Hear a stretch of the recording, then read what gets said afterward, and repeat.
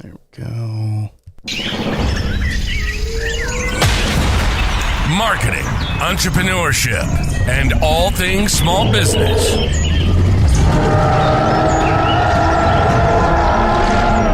You're listening to the Jurassic Marketing's Triceratops. Now, here's your host, Justin Miller. We are back and switching gears, and if you saw me there, I had my headphones so loud. I know. I was just thinking the same thing. Like listening to that intro at a super high volume, it's kind of almost scary. Yeah, it hits you in the face. So we're switching gears. So the book came out. The book is out. The Magic of Newsletter Marketing is out. It's available. If you're a listener of the show, it's free. Go to JurassicMarketing.com/book. We'll ship it to you in the U.S. only. So, newsletters are out. They're still important, but not as far as our podcast this quarter. And EDDM and new mover campaigns are in. So, my promise, by the end of the episode here, we're going to explain what on earth EDDM is, how it works, how to get started without wasting a ton of money, and a ton of paper if you care about that too. But first off, what on earth? I mean, if it wasn't written right in front of me, I would not know. What is EDDM? I would say EDDM is like a music style with an extra D. I'm like, we DJing It's here? almost as fun and as exciting as that, right? I suppose, yeah. No, not electronic dance music. So EDDM in direct mail world is every door direct mail. So that means you're going to hit every single household that a carrier has in their bag. So they're going to grab a stack of your stuff and put it in every single stack that they have to deliver that day. And you don't have to have a mailing list for it. So I don't have to know 123 Fake Street, 124 Fake Street. Yep. You don't have to make that up. So that makes it actually a real friendly product for you to get out the door. Now, the other beautiful part of it, cheaper. Since you're going to every house and they don't have to sort it. Okay, so that's where I would think that going to more people would be more expensive. Well, in aggregate, possibly, but per piece, this is one of the cheapest ways to get your message in people's hands. And that's where it shines. So you have some waste on the list usually, and we'll talk about that. But you make it back up in low cost per piece. So you don't need addresses. You just need neighborhoods, carrier routes. And some of the information you get for EDDM carrier route is you get households versus businesses. You get average income on that carrier route, and you get household size and age demographics. And I'm assuming all that info is coming from census data? Yeah, well, I don't know. Or is it coming from the USPS directly? My phone, probably. Some government entities, it's probably census. Yeah. But it means we're not flying blind here. So yes, we're doing a more shotgun approach to marketing, which is typically a no-no, but we still know on that route, we know where the nice houses are at. Here's the average income of that area. Okay. We know where the neighborhoods that have kids are at because they're in this age bracket. We can find out things that matter to us. Oftentimes, that's combining with EDDM is great for a provider that serves people in proximate location to their office. Mm-hmm. So 5-10 miles, and we'll dig into that. But yes, you get a little bit of information, which is all that's required for this method. So again, cheap, easy from figuring out who to go to, low postage, sounds good. So this is really the in aggregate version of the old knock on the door, stick stuff in the mailbox or in the door crack. You know, if you get those, the door knockers come around and they stick the flyer. I always get them in our little glass door, and the lawn services do that. They're good about it. We have pest control guys.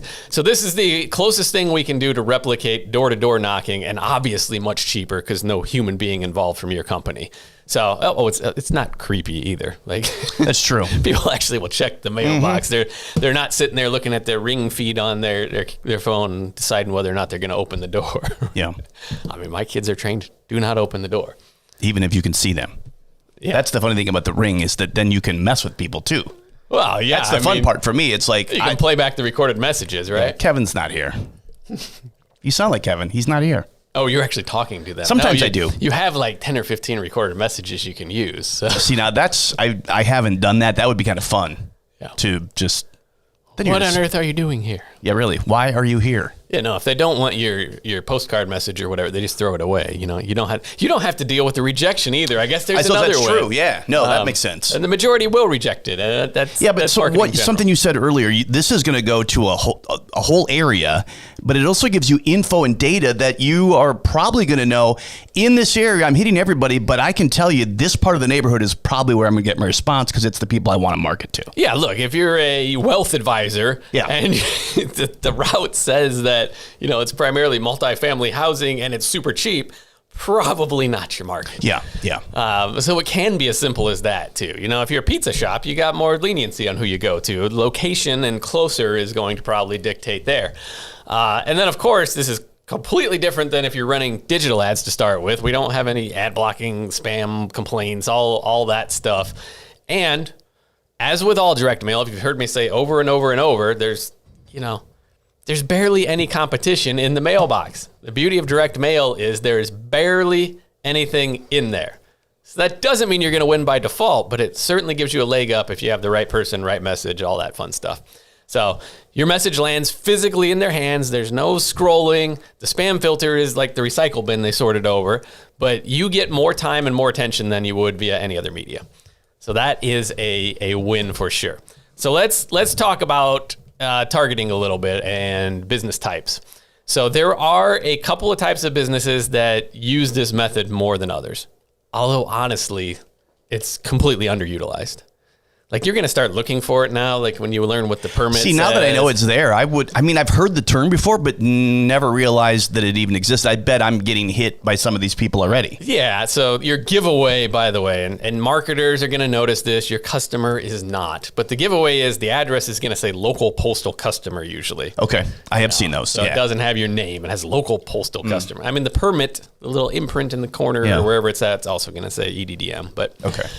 Good business fits for this. Gyms, pizza shops again, so restaurants, and we don't do a ton of work with the restaurant industry because this is one of the few methods that actually you can come out ahead on. Oftentimes the other stuff we do is, unless you have extremely expensive pizza, it would be difficult to get an ROI, but this is one that does work for that. Dentist, anything convenience-based, professional service providers, HVAC, electrician, plumbers, all that fun stuff can use this.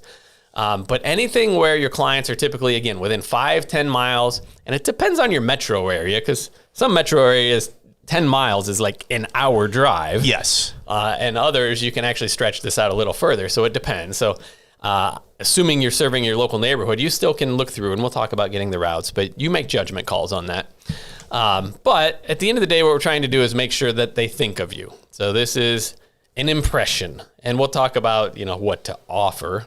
But getting in front of them cheaply is the goal of EDDM.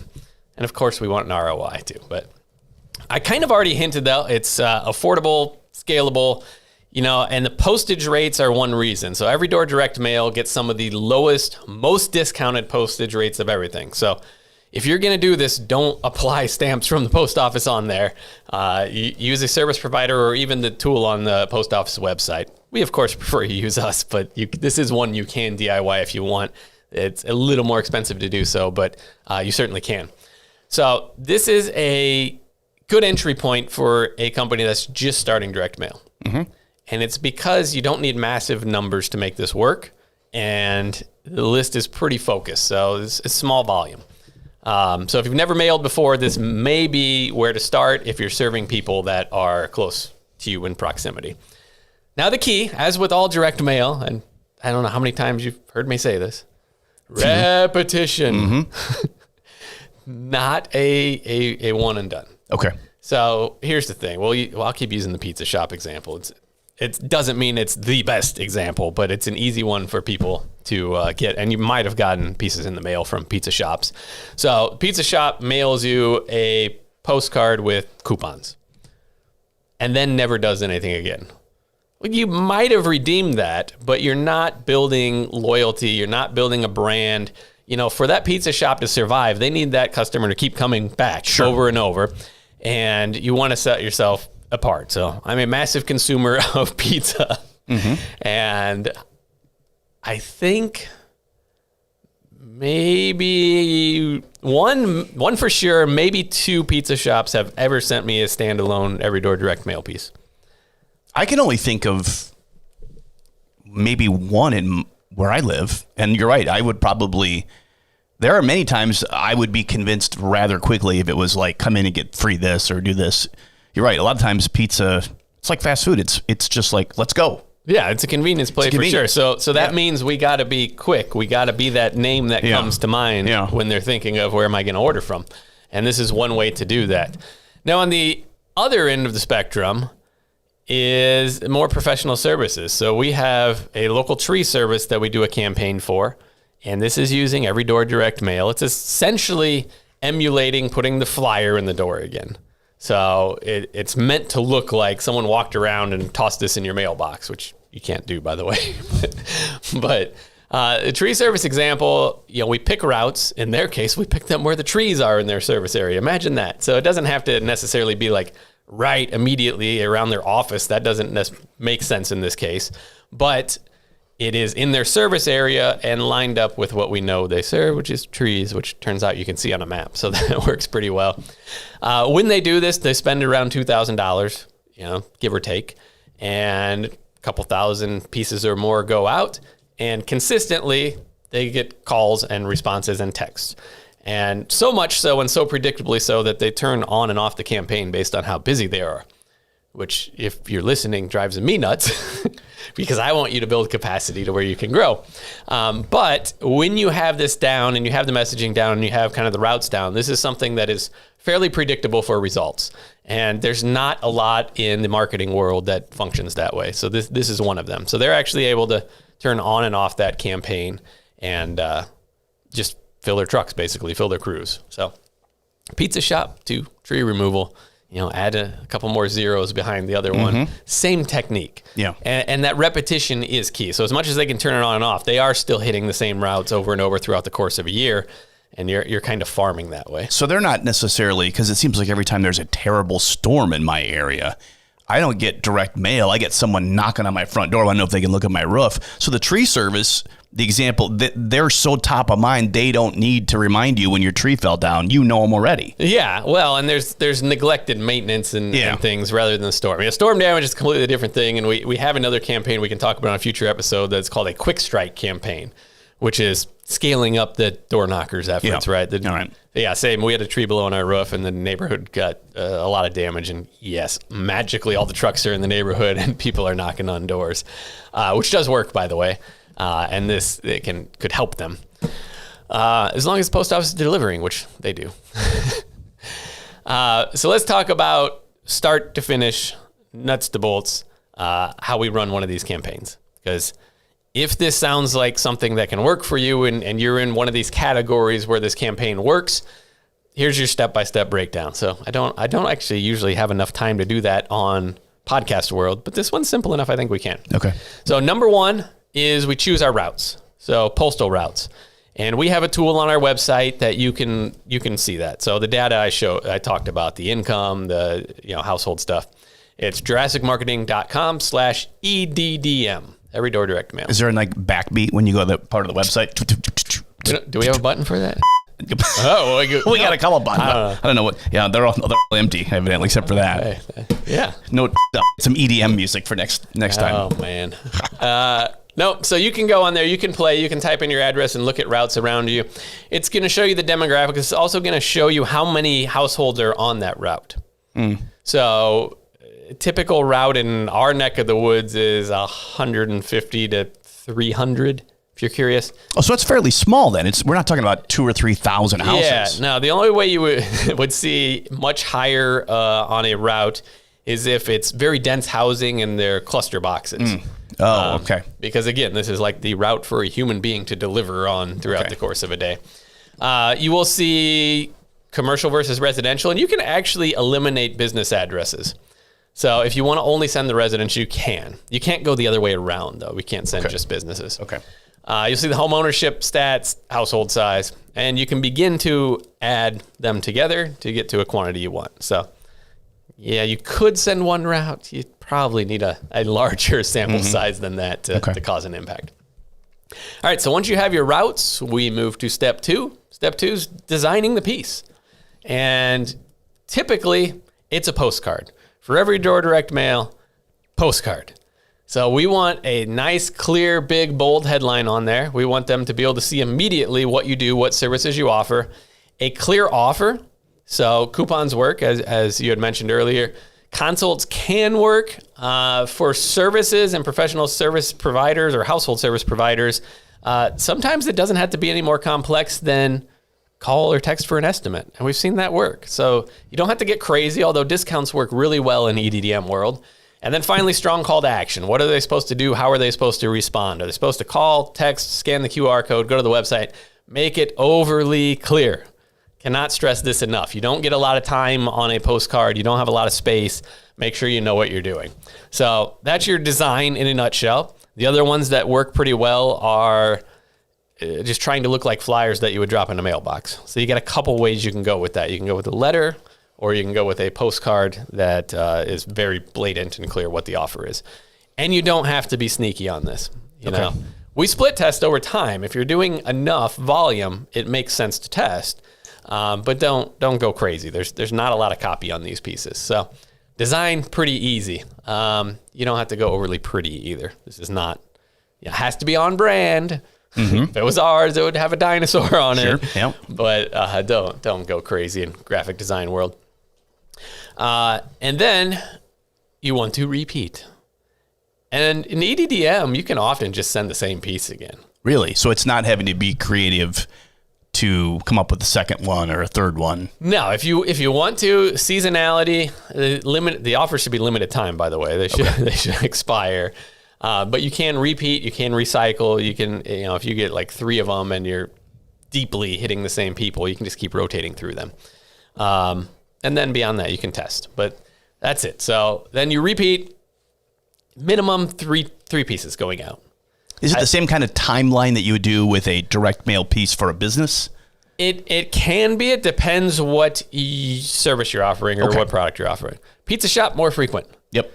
Estate planning attorney, a little less frequent. Okay. Still can work. All right. But, not as many people need that service during that time span.